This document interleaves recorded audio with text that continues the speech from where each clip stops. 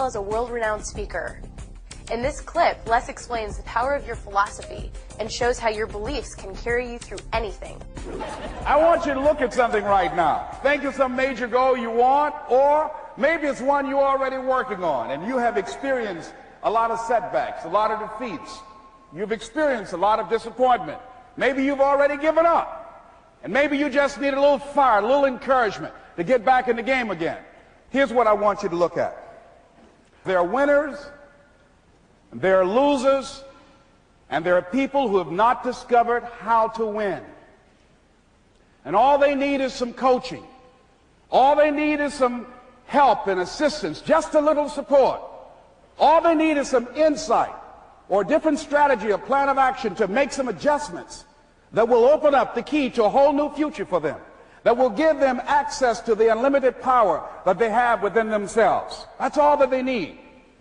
So what I want you to do is think about something you want for you, that's real for you, that's important for you, that will give your life some special meaning and power. And I don't even want you to say, I can do that. I don't want you to assume that. See, 5 years ago when I started out in this area, I would not have been able to make the mental leap that I would be up to where I am right now. I don't want you to begin to just psych yourself out. No. I want you to be able to say something to yourself that will enable you to maintain a level of integrity with yourself.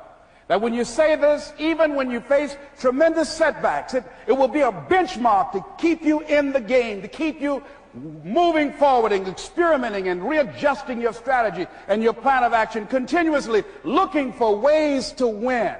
So what is that something? When you got an idea you want to move on, you might not have the money, you might not have the education, you might not have the support or the resources you need. What is that something that can keep us going, that will enable us to act on our dream? What's one of those keys that will begin to help us to discover the secrets to our dream? Here's what I want you to repeat after me, please, with power and conviction. Say, it's possible. It's possible. That's all I want you to do when you look at your dream. Just say to yourself every day, it's possible. Just say that every day to yourself, it's possible.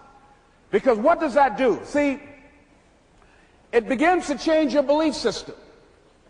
See, the way in which we operate, ladies and gentlemen, it's a manifestation of what we believe, what's possible for us.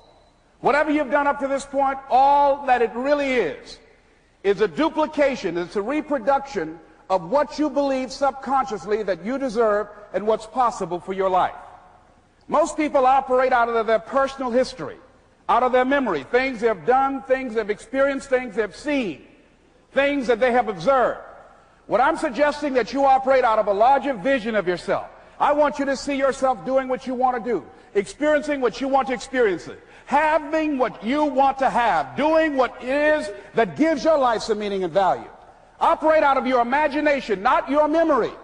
Because whenever you look at where you want to go, I'm wanting to warn you, you will have some conversation back here after you go through the data that you've experienced in life saying you can't do it. And so what you want to begin to do is ignore that inner conversation. Well, most people, ladies and gentlemen, when something happens to them, what they do is they begin to believe that that's the way it is. That's the way it's always been. And they can't see the possibility of it being any different.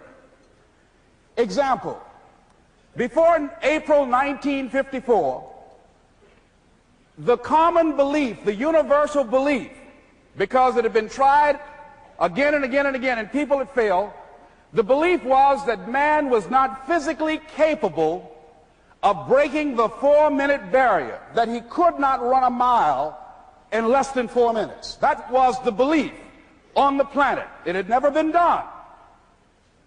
But here's what happened, ladies and gentlemen. Roger Bannister came along, and he broke the 4-minute barrier. Now here's what's significant about that. Since that time, up to this day, over 20,000 people have done it, including high school kids. What changed? 20,000 people. What changed? Here's what happened when they got on the track. They knew it had been done. And because they knew it had been done, there was a new belief about this barrier, about this goal that was unreachable. And those 20,000 people got in the race believing, knowing in their heart that someone had done it, that it's possible, that they could do it.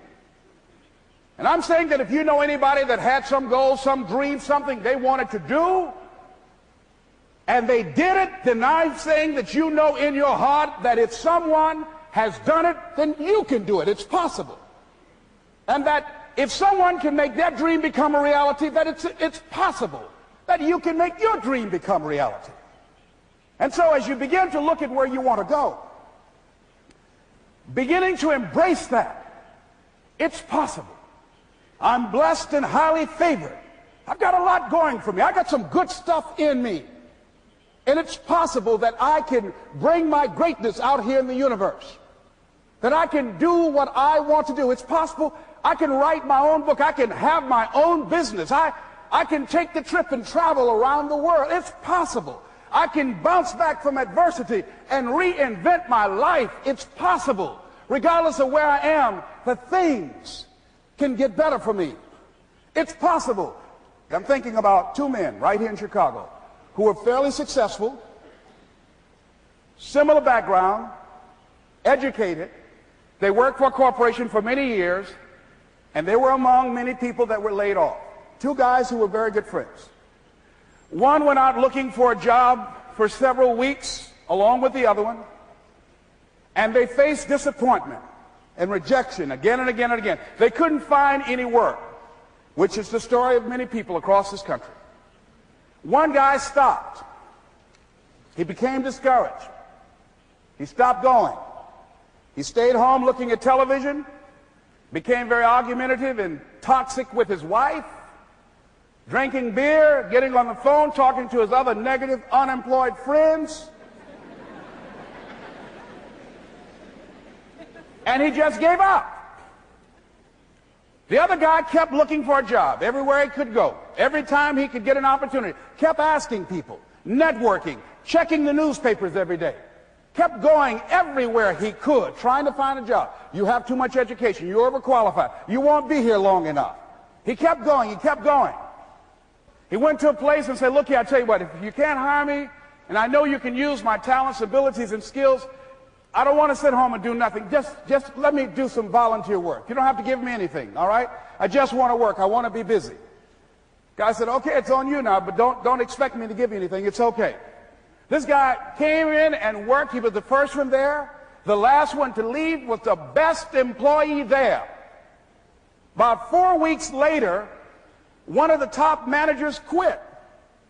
They were looking for a replacement. Guess who they selected? This other guy. This guy who was volunteering his time. He got the job. What was the difference between the two men? Eyesight and mindsight. Eyesight is judging on what you see.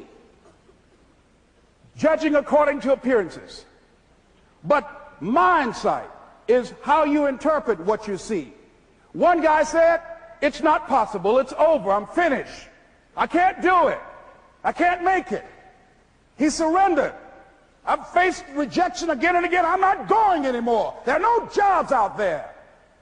But this other guy, he felt that in spite of the no's and rejections, in spite of how bad the economy is, in spite of what the newspapers are saying, that it's possible that somebody somewhere will give me a job. He just kept going, thinking it was possible. And guess what, ladies and gentlemen? That's what we have to do with our dreams. That's it for day one. Tomorrow we'll be going over a philosophy that helps ordinary people create extraordinary results. You don't want to miss it.